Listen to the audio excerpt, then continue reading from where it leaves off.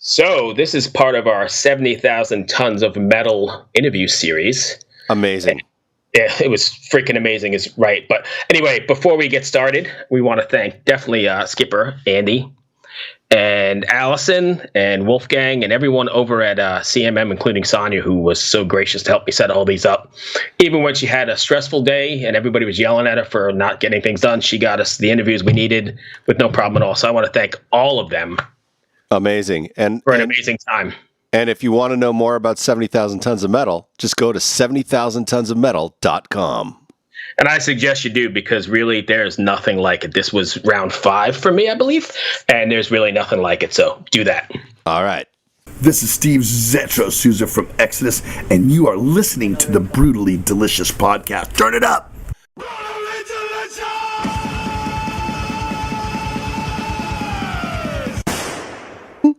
Hey, welcome to the Brutally Delicious podcast. I am Bruce. I'm sad. My name is Chris. Chris is sad because today we're going to continue with interviews from 70,000 Tons of Metal that I was at. And I was not at. And Chris was not at. So he's just going to rub this in every fucking week. Right. So at least for the next 5 or 6 episodes we got here. Got some great interviews on the boat, as you know. And today we've got Steve Zetro from Exodus.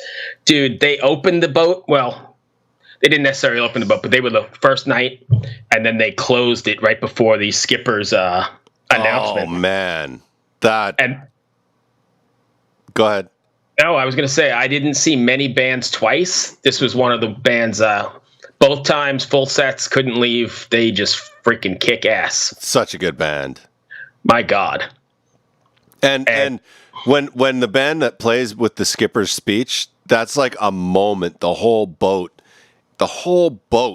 is at that show. Like that's I know the pool deck gets packed, but when that happens, that you can't move in that area. It is fucking a magical time on that boat. Oh, it was great. I mean, I even said to Denise, I go, it's amazing that the boat is not like kind of lopsided because there's 5,000 people sitting back there. Yeah, exactly. And they played their whole Bonded by Blood, their debut album, start to finish, and it was just fucking magical. That's what they played on the pool deck set? Yeah, the last night. Oh my God. First night was like a mix of stuff. It was great. Awesome. Jesus. Theater, I believe. And then, the last night.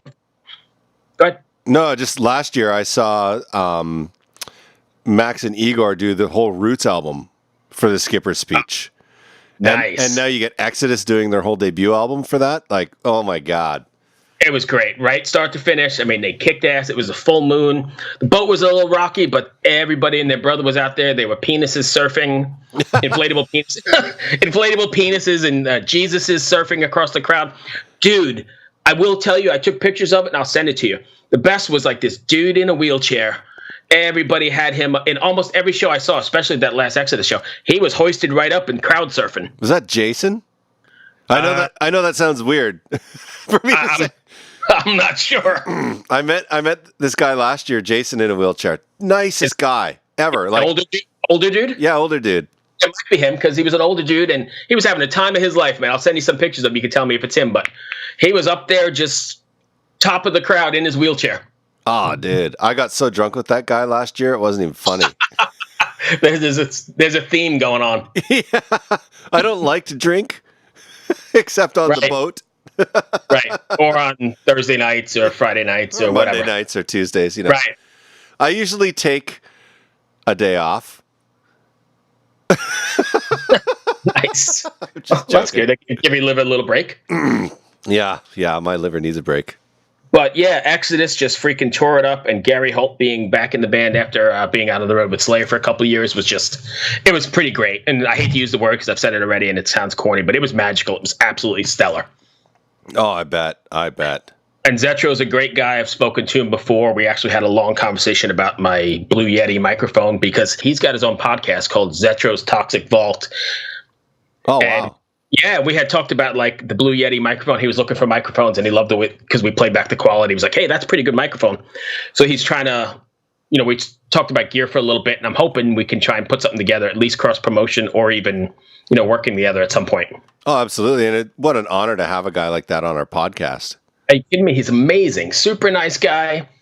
Super, super great. When I first got there, he's like, hey, I hope you're not going to ask me any stupid questions because I'm not going to answer like any questions about Kirk Hammett from Metallica being in the band 30 years ago. If that comes up, I'm getting up and walking out the door. And he had like these couple things. He's like, I'm not answering those. If you ask that, I'm just getting up and walking out because I've answered that 100 million times, which is great because as the 5 listeners know, we always are prepared for the non-traditional questions. And we don't ask those questions. No. We don't even give a fuck about Kirk Hammett in his band. Right. That has nothing to do with Exodus playing the pool deck before the skipper's set and blowing everybody's socks off. Absolutely. So anyway, it was a great conversation. He's a super down-to-earth guy. And if you stay tuned, you can check it out. All right. Keep it metal. Keep it metal. You've been to a lot of festivals. You've played Europe and everything. How does like 70,000 Tons compare to a European festival or a proper European festival? I think that the difference is that you're in close proximity of the fans. I have nowhere to go that you can't walk out of your stateroom. There's no side door in and then side door out and no van picking you up. And honestly, that's what they pay for. They pay for the intimacy. They pay for the to being able to see, hey, there's Zetro eating pizza in the fucking thing. You understand? And that's part of it. And that's why I'm very good with the fans too. I really am. I would hope that at year 10 now that they're a little bit. I'm not going to go interrupt him while he's eating that pizza. Maybe in year 1 they did. Do you find that it's sort of like that? They give you a chance to get up? They're actually been respectful when you're doing eating or that. But they'll come up, hey, great. Like I was eating breakfast this morning by myself, and people were coming up. You were great last night. Thank you so much. And thank you guys. What are you going to do, man? Yeah. One of your guys that you've listened to for how many fucking years is sitting right there in front of you. It's like, oh my God, there he is. And then as a musician, those are the guys that buy your records, so you kind of got to... And they buy Vans and they come to your show, so you cannot you have to. Yeah. It's not like, well, it's something I don't want to do. It's something I do want to do. I don't mind if I come on here, I look at it like this. I'm working for 4 days constantly. When I walk out of that room, I'm working. That means I'm taking pictures, I'm hanging out, I'm telling stories. People will come up and go, Zetro, I want to ask you a question. I just want to ask you this, Are we on? Yeah, no, we're good. Cool. And I say, and I'll tell them, what was it? Oh, like, where'd you get the name? Where'd you get the name Zetro? Just things like that. Tell me, hey, man, I seen you in 92 and this and that with Pantera. And I was like, people want to reminisce when they saw you the first time or the first time they heard you sing or something like that. So it's really, to me, it's cool because I'm a people person. Yeah. I'm not one of those guys. Yeah, I'm cool. Yeah, I'll take a picture. Yeah, okay, thank you. And I talk to everybody. You see me when we're walking over. Those are my 3 favorite people. How do you think those people think that the singer for Exodus just walked by and said they're my 3 favorite people on the bus? It makes them feel good about themselves. It makes them feel like you're not just separated from this. Do you understand? We're all together in this. I say it on stage all the time. We are one big heavy metal family. Yeah. That is the way it is. We can't do this without you, and you guys can't bang your heads without us. And I don't know that there's any kind of musical genre other than this. There's not. Like, you don't have the country. I say it all the time. There's not. There isn't another genre in music that is as close to their fans as heavy metal. Not hip-hop, not anything. I mean, think about it. We don't get any television, radio play. It's all because you can't convince somebody to like heavy metal. No. You either like it or you don't. So my wife is on the cruise, can't stand it, but she came along, cannot stand it. My girlfriend hates it. Right. They'll play Exodus stuff, and the other girlfriends or wives of the bands will go, who's this Vicky? And she'll go, I don't know. So that's your husband. This is the guy you sleep with every night. She's all, if it's not Def Leppard and the Scorpions, I don't care. You know what I mean? So Vic's like, am I coming on this cruise? I'm all, Emperor, the Faceless, Possess. She's all, thank you. No, that's not no problem. Cattle decapitation. No, I'm not doing that. No way. Yeah, my wife's not doing the pool thing. Right. Oh, that's what she says. I'll sit at the pool. I go, but they have a pool band, and you're gonna have to. She goes, fuck that, man. I can't. I go, every you'll only get a break for 45 minutes and then another band's going to start. So if you want to be at the pool, you're subjected to listening to it. She's like, she taps out. Yeah. Done. So I kind of do. She went on the motorboat. We did the motorboat a couple of years ago. And even on that one, she was like, and it was Anthrax, right, that's Slayer, more classic stuff. You know, Hatebreed, Suicidal, Corrosion. And she was still like, I don't really like any of these bands. I like Motorhead, but I mean, you know. Yeah, well, that's better than my wife. She probably wouldn't even like Motorhead. She's just not. Really? Not a fan. But that's her thing. But this is why I love my girl, because she doesn't like me. She doesn't love me because of this. In fact, when I met her, I walked up to her and I said, I was talking to her friend, and I go, do you listen to heavy metal? And she goes, yes. And I'm like, oh, good. I want somebody who doesn't even know. But it's like Poison or something, right? Def Leppard, She said that's her favorite band. So Def Leppard, Scorpions, I'm in. With all due respect, that's not heavy metal. I go, do you know who Slayer is? So I think I heard them. You ever heard of Exodus or Testament? She's like, no. And I says, tell you what, there's a band called Exodus. Go on the website. I go, I was working at the time. I wasn't really playing in Exodus at the time. I had a couple of my hate track, a couple of little bands going. Yeah. I'm actually kind of a big deal in music, even though she's like, really? And then the next day I seen her on the train. It was the BART train, and so she goes, you're a rock star. I go, well, I'm going to work right now, so how much of a rock star am I really, you know? So then we hooked up since then, and that was in 2008. I've been with her 12 years now. We never got married, but we've been together. We lived together. Right. And if I'm in my car, don't you play that shit. Yep. I don't want to hear the shit. Can we listen to 98 Kiss FM? I want the 80s songs, you know?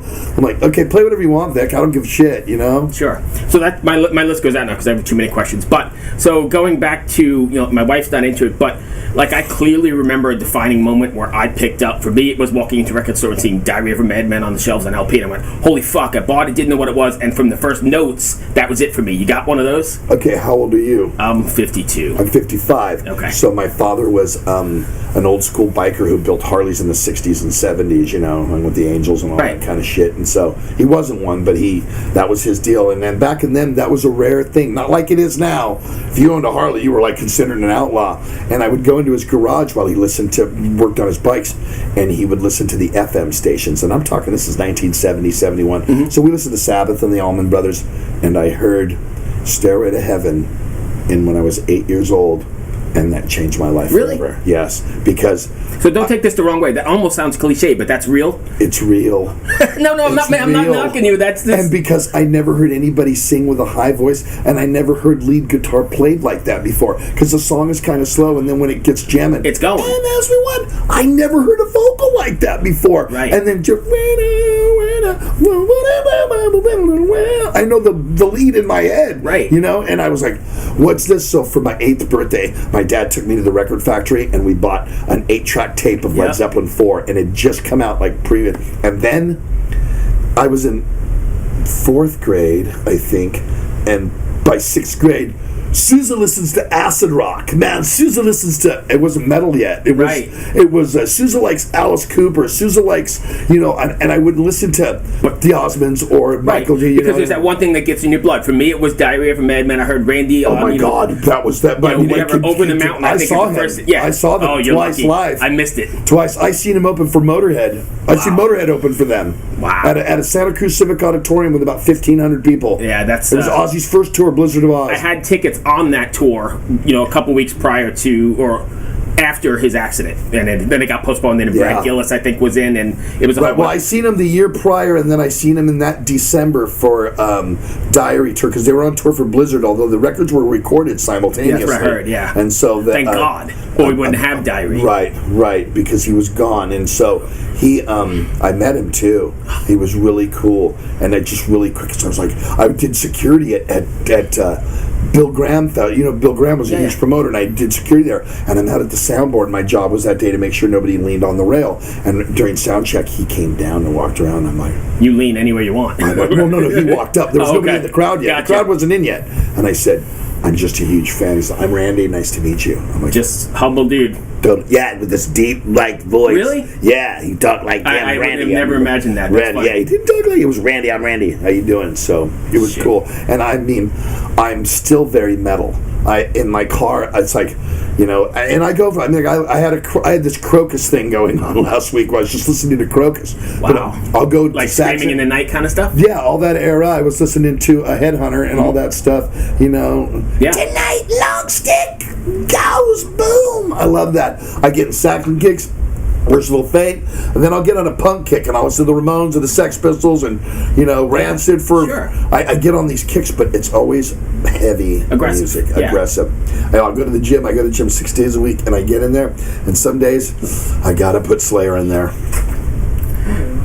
That's my minute. 1 minute. All right. I don't know where we'll go from here. So let's. I had too many questions. Where do we go from here? So at a festival like this, and I guess everywhere you've been, you're seeing multi-generational kind of things going on now. Great. How great is that? I mean, because longevity is in multi-generations. And we did a meet and greet last year. It was one, I remember, because it was grandfather, son, grandson, 3 generations of fans, and I was blown. Because I know I bring one of my kids, the other one's not into music at all, but the one goes with me everywhere. Mine are in their own band. Yeah, I know. We've talked about Hatred, right? Yeah. Fuck, and they kill it, and they just kill it. So it's the next thing. That's kind of cool. I mean, it is cool. It is way cool. Last one, and then I know we're gonna go on. Do you ever imagine you'd still be doing this 40 years later, 50 years, whatever it is? No. We talked about this in the '80s, and we are fat now. So he said, "Look, dudes, we'll be on that. Hey, man, I need an oxygen tank to go do this. Think we'll be doing this in the 2000s? This is for the '80s." We were like, maybe not the way we were going, but we're still here, and we're pretty close to. I mean, me and Tom and Gary are. It's usually hard to get 3 or pretty. I consider myself an original because Bonded came out, and I joined after that. And I think I'm Bruce Dickinson. Paul did the 2. I just say Brian Johnson. It's the same. I think the band was built on me, even though that is such a very monumental record. All right, what is up? It is Pathos back here once again with a tastefully delicious pick of the day for you right here on the Brutally Delicious podcast. Hailing from the cold Nordic winds, I bring you Enepsigos on Osmos Productions' true Norwegian Black Metal. The track you hear underneath me right now is Cups of Anger, which is going to be out on their new album Wrath of Wraths, out on March 27th, wherever fine black metal is sold. Cups of Wrath was also released via black metal promotion on YouTube, so make sure you check them out there. All right, the first thing you're going to notice when you listen to this track is the monolithic sound that literally freezes the blood within you. This isn't like more traditional second wave black metal with lower quality production. This stuff sounds good, guys. I mean, the atmosphere that they add in over the top, it almost gives a sense of what some of the doom bands do out there, like Incomphination. It's just literally the sound sounds as big as the sky is the only way that I can describe it. But they don't just leave it there. They go into the traditional side of things too. They're bringing in those blast beats, very reminiscent of Emperor and Dark Funeral. Even as you go further into this track, they bring in the Orthodox chant, reminiscent of Batushka and Hesychast. That's been a great development in the black metal scene, in my opinion, to take something so counterintuitive to what you'd think this music would be, and it fits together so perfectly, and they execute it wonderfully. All in all, this is an amazing track, and I personally cannot wait to hear more from these guys. This is Enepsigos on Osmos Productions. Find them on YouTube, Facebook, all your social media outlets. Make sure you support them, give them a like, give them a share, give them a follow. If you don't, they'll haunt your dreams. Till next time, this is Pathos with his pick of the day on the Brutally Delicious podcast. Good morning, class. Today's obscure horror movie review goes to Michael Thomas Daniels' 2019 release, Get Gone. This movie has everything it needs to be a perfectly acceptable addition to a long list of cookie-cutter horror films. However, it stumbles along the way and will be lost to obscurity due to its pathetic lack of suspense and the surprising lack of gore. Starting with a good mix of characters to be fodder for a duo of Leatherface-like killers living in the woods of Oregon, one would think that this movie is off to a good start. Both killers in this instance are portrayed by the spawn of Hollywood's own Nicolas Cage, to include his son Weston Cage Coppola and his nephew Bailey Coppola. The duo try to make the most of their sadistic characters, but aren't left with much to work with due to the inept writing and the directing by Daniel. Horror icon Lin Shaye, who most people recognize from the Insidious series, truly comes through as the diamond in the rough. The film focuses on a group of urban legend hoax exposers who take a team-building trip into the woods where the supposed clan of Maxwells, to include the freakish albino brothers, are being driven from their land. The team's backstory and the reason for the whole trip is only given enough details to be made confusing. And in fact, they have absolutely nothing to do with the reason the Maxwells are being removed from their property by an energy company. The film could have been salvaged with the inclusion of a set of mysterious and disturbing antagonists. However, there is nothing about the Maxwells that is left unsettling. All of the Maxwells, to include the two sons, Patton and Apple, have plenty of dialogue and are seen far too often and clearly to be made mysterious.